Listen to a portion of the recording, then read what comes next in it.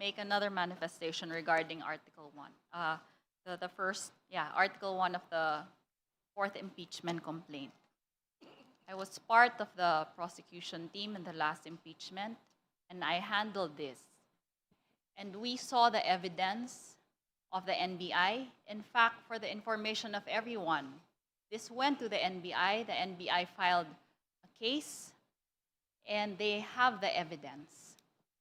Now,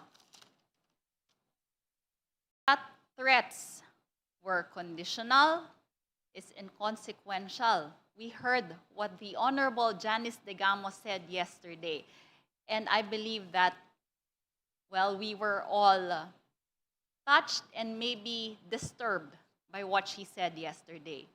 She said that their family received threats, conditional at the start, but in the end, the threats became real and her husband was murdered. The video that we are talking about was viewed by everyone, including international media, international persons. This happened on the 23rd of November, 2024, early morning. And we all saw how the Vice President hurled expletives and publicly admitted that she had set into motion a clear plot to assassinate the President, the First Lady, and the former Speaker of the House. These acts, Madam Chair, are stated, as I said earlier, in paragraphs 85 to 111 of the impeachment complaint.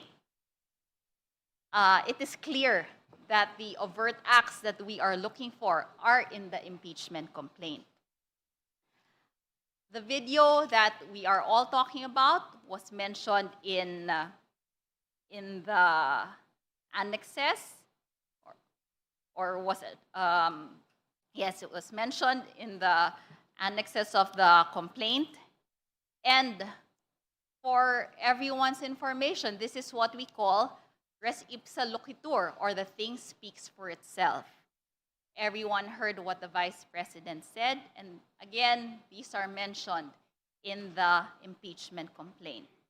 So we do not go into the elements of the different crimes of the revised penal code, but the mere act, Madam Chair, that she said these words and that she contracted an assassin is impeachable in itself.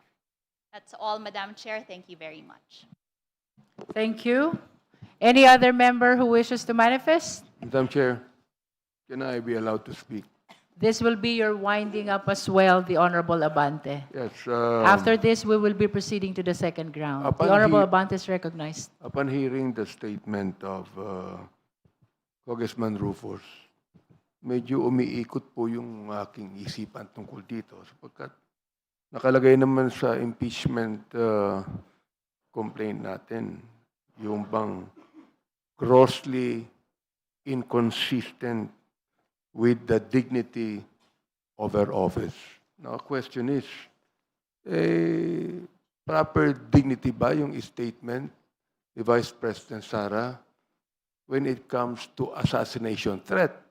Hindi lamang assassination threat, Madam Chair, assassination plot, sapagkat meron na po siyang hinire na assassin. Sinabi niya sinabi niya, hindi joke yan. Pangalawa, yung po sinasabi nating gross exercise of discretionary powers.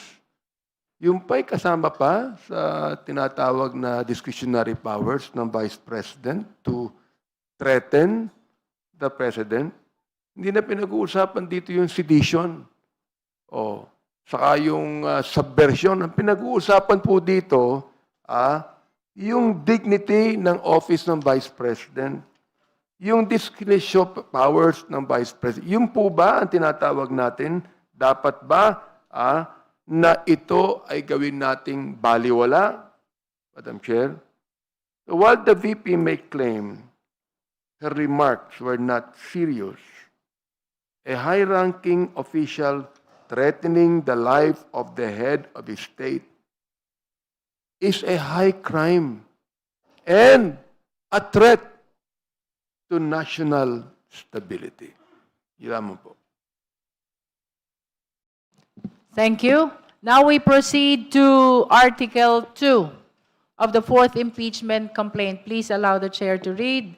Betrayal of public trust and graft and corruption. Among the offenses cited are misuse and malversation of confidential funds, violation of Joint Memorandum Circular number 2015-01, COA findings, and falsification of documents. Now we elicit the comment and manifestation of the justice members. Madam Chair, The Honorable Rodriguez. Bong Sonta is not here, so I just go ahead because he would have been first always. Madam Chair, on Article 2, it is betrayal of public trust and graft and corruption. I would just like to take exception in accordance with what I stated yesterday. Page 34 includes the DepEd. And as I have stated, and I remind again, members of the Committee on Justice, that we have no jurisdiction over actuations of the former Secretary of the Department of Education. So, page 934, we say that the statement of corruption by grossly abusing discretionary authority over confidential funds appropriated to the OVP, that's fine. But the statement that DepEd is totally out of the jurisdiction of this committee, the actuations of the former secretary. Then on page, Madam Chair, on page 36, once again, 1223.3 paragraph, 125 million in DepEd confidential funds in the late 2022-2023. Again, DepEd, we cannot have jurisdiction over DepEd. The case of Duterte versus House of Representatives clearly state that the impeachable offenses must relate to the acts of the position and the office where the person is sought to be impeached. And we're not going to impeach a secretary of a department here, but there is an allegation against her as the vice president. So that is page 36. And then on page 38, we have here 129 paragraph. It says a random sampling of receipts and acknowledgement receipts submitted by the OBP and DepEd revealed numerous defects. So once again, the statement of DepEd, the statement about DepEd is that it is beyond our jurisdiction. And then also 132, several receipts, OVP and DepEd should not be included. Now, on page 39, there is this allegation of physical distribution and third-party deliveries, use of DepEd vehicles and personnel. Again, this is about DepEd. It could not be part of our the investigation on the allegations of the impeachment. And so, Madam Chair, those are my observation on Article 2. Thank you very much. Madam Chair. Meanwhile, the chair wishes to remind the justice members, while we value the significance of all your arguments, we resolve already to adopt the discussion we had yesterday in the determination of sufficiency in substance of the third impeachment complaint for the purpose of our deliberation on the sufficiency in substance of the fourth impeachment complaint. We therefore encourage the members to raise new matters. Members who wish to manifest? The Honorable Chua and then Madam Chair. Honorable Tino, Madam Chair, Honorable Joboy Aquino, and Honorable Chel Jokno. Madam Chair. And Honorable Abante. Madam Chair. And Honorable Nazal. Honorable Chua first. Thank you, Madam Chair. Madam Chair, as already manifested yesterday, I stand with my position that the Vice President, we should not distinguish between her position as Secretary of DepEd and Vice President by, again, citing the constitutional provision that under the Constitution, the Vice President may be appointed as member of the Cabinet and such appointment requires no confirmation. So meaning to say that the appointment of the Vice President as Secretary of DepEd is concurrent position. Hindi po siya ma-appoint doon if she were not the Vice President. And secondly, siya nga lang po ang nag-iisang Vice President, siya nga lang po ang nag-iisang Cabinet Secretary na hindi na kailangan ng confirmation. Precisely dahil siya po ay Vice President. And thirdly, in addition to those statements and for the information of the body, the Vice President as Secretary of the DepEd is not receiving any allowance or emolument as Secretary of DepEd.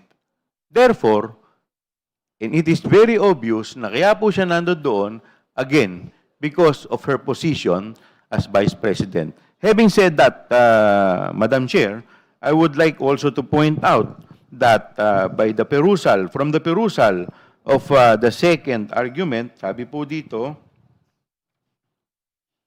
ito pong second ground anchored on the allegation that the Vice President has committed betrayal of public trust and graft and corruption. Now, paano po pumasok ito?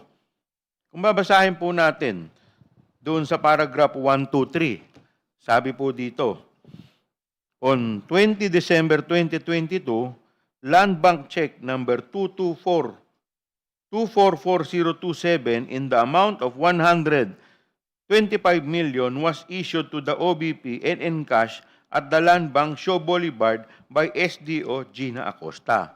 So dito po sa paragraph na to, makikita natin, wala pa pong participation ng ating Vice President. Now, ito pong paragraph 1, 2, 3, this should be read in relation to paragraph 1, 3, 4. Dito po sa Madriaga Affidavit, chain of custody. Dahil ito pong winidraw dito sa paragraph 1, 2, 3 na 125 million na in-encash na sinasabi na nilagay po sa mga multiple bags na nakalagay sa paragraph 125 na binigay po kay Dante La Chica ay binigay po kay Madriaga. At dito naman po si Madriaga, sinasabi po niya na ito daw duffel bag, 4 na duffel bag na kinuha niya ng cash sa Ultra Pasig City noong December 20, 2022. Take note of the date, Madam Chair. Ibig sabihin, ito rin yung araw kung kailan in-encash yung 125 million. Siya daw ay nag-deliver netong 4 na duffel bag sa various recipient including a mayor in Laguna, an office in Timog, and a vehicle left at the Ombudsman parking compound for retrieval. At this point, wala pa rin pong participation ang ating Vice President. Now, paano po napunta dito? Paano po ito naging impeachable offense? Makikita po natin yan sa paragraph 150. Kasi dito po sa paragraph 150, nakalagay po dito, the OBP SDO's testimony that they were instructed to turn over cash to intermediaries, which is Nolasco to Madriaga, at the direction of respondent Sara Duterte supports direct liability. So dito po pumapasok yung participation ng respondent. Kaya po, dito po pumapasok yung grounds which is betrayal of public trust and graft and corruption. So with that, pagbabasahin lamang po natin yung facts, makikita po natin na may sufficient in substance. That's all, Madam Chair. We